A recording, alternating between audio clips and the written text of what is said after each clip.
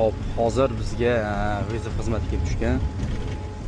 Chortoq tumani Ko'shan hududida bitta zavod bor. Melextech degan zavod. O'sha zavodga kelganmiz hozir.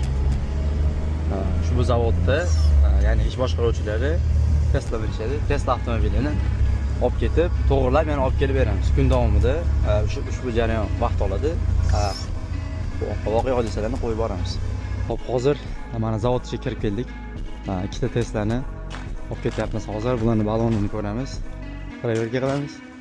Bular уже balansirovka, razvalni qilgandik. Hop, endi ko'ramiz.